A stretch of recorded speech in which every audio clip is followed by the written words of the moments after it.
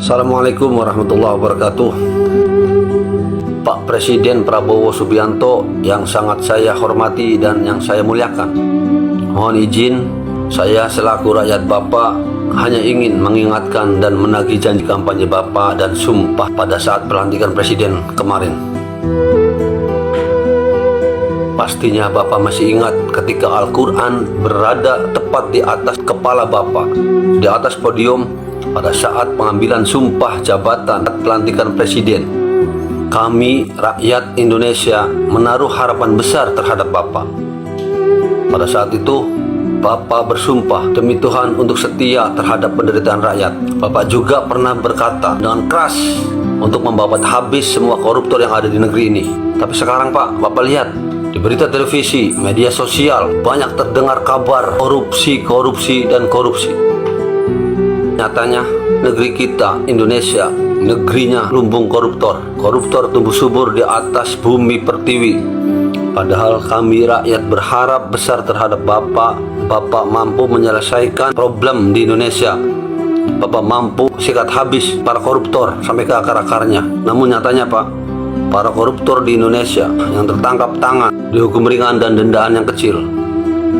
Belum lagi mereka yang dapat amnesti dan abolisi. Menurut Bapak mungkin ini sebuah ampunan, tapi bagi rakyat itu adalah sebuah pengkhianatan terhadap rakyat kecil Pak, yang dimana ketika rakyat kecil melakukan kesalahan dihukum dengan berat tanpa belas kasihan. Di sini tidaklah adil Pak. Apakah Bapak tidak bisa bertindak tegas terhadap koruptor?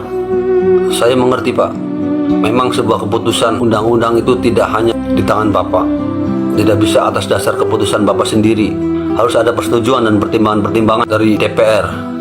Tapi setidaknya Bapak sebagai kepala negara dan kepala pemerintahan, Bapak sebagai pemegang kekuasaan eksekutif, Bapak punya kewenangan diskresi. Bapak punya kebebasan bertindak dalam mengambil keputusan yang dianggap terbaik atau langkah tepat dalam situasi tertentu. Saat ini negeri kita Indonesia sedang tidak baik-baik saja Pak. Saat ini negara kita sudah kritis Pak, sudah menjamur, sudah sangat genting karena banyak sekali koruptor di negeri ini Pak.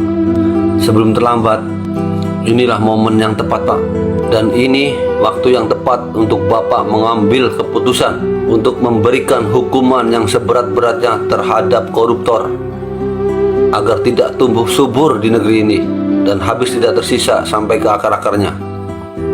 Sementara rakyat di negeri ini banyak sekali yang masih menderita oleh kebijakan dan aturan-aturan yang tidak fair dan tidak pro dengan rakyat. Bapak Presiden, kalau Bapak lupa dengan sumpah dan janji-janji Bapak, izinkan kami rakyat untuk mengingatkan. Kalau Bapak masih tuli tidak mendengarkan suara kami, izinkan kami rakyat untuk meneriakkan di media sosial.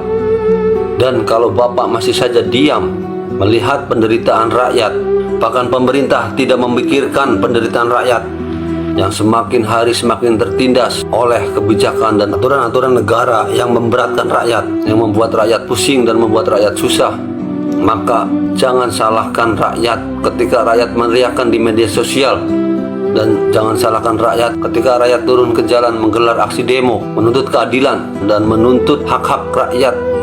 Demo ini kerap menggema semata-mata agar terdengar sampai ke istana.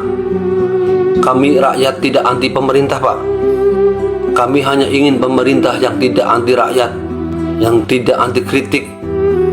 Dan kami sama sekali tidak berniat untuk menggulingkan Bapak. Kami hanya ingin Bapak berdiri bersama kami, bersama rakyat. Kami tidak haus kekuasaan Pak. Kami hanya haus keadilan. Bapak ingat, Bapak pernah berkata, saya akan mati untuk rakyat saya. Tapi hari ini kami merasa sedang mati pelan-pelan Pak. Kami rakyat dibungkam, ditekan, ditindas dan dilupakan. Bapak Presiden Prabowo Subianto, sampai saat ini kami masih berdiri di sini karena kami masih percaya bahwa janji Bapak itu belum mati. Kami masih percaya bahwa sumpah itu masih belum hilang. Kami masih percaya bahwa Bapak masih punya hati, dan kami yakin Bapak pasti akan turun ke jalan demi rakyat dan berdiri tegak bersama rakyat. Kami masih menaruh harapan besar terhadap Bapak. Tolong dengarkan suara hati kami, Pak. Belum lagi kemarin ramai di pemberitaan masalah hutan-hutan dibabat demi sebuah proyek besar dan keuntungan besar. Lalu rakyat dituduh melawan negara. Pada saat rakyat hanya ingin bertahan hidup, hanya ingin tetap hidup di negerinya sendiri. Apakah ini isi dari sumpah Bapak yang pernah Bapak ucapkan? Dulu Bapak berkata, saya akan bela rakyat kecil. Saya akan jaga hak-hak petani, nelayan, dan masyarakat adat. Tapi nyatanya hari ini, siapa yang Bapak bela? Kalau bukan mereka para pengusaha-pengusaha besar, konglomerat, dan mafia tanah. Jujur Pak, pada saat Bapak berkampanye, Bapak dengan lantang meneriakkan untuk berdiri tegak lurus bersama rakyat. Bapak akan bela rakyat kecil. Kami rakyat menangis terharu mendengar janji-janji Bapak, karena kami pikir akhirnya ada sosok pemimpin yang benar-benar berdiri bersama rakyat, yang benar-benar memperjuangkan hak-hak rakyat kecil. Ternyata janji itu hanya tinggal janji Pak, hanya menjadi video kenangan, video nostalgia di Facebook, YouTube, Instagram, dan TikTok. Rakyat banyak yang tergusur oleh proyek besar. Bapak lihat sendiri di televisi, media sosial, dan media surat kabar. Banyak sekali pengangguran Pak, saking sulitnya mendapatkan pekerjaan di negeri ini, baik itu di instansi pemerintahan, perusahaan, dan di semua sektor. Banyak oknum-oknum yang bermain. Belum lagi yang ramai kemarin, masalah hutan-hutan yang dibabat demi sebuah proyek besar dan keuntungan besar. Para pengusaha-pengusaha konglomerat dan mafia tanah. Banyak sekali ketimpangan di negeri ini Pak. Kami tidak butuh pidato, kami tidak butuh drama di media. Kami hanya inginkan satu hal, yaitu keadilan yang nyata untuk seluruh rakyat Indonesia. Hormat kami Pak. Semoga Bapak sehat-sehat selalu, panjang umur, dan Bapak terpanggil hatinya untuk rakyat. Terima kasih. Assalamualaikum warahmatullahi wabarakatuh.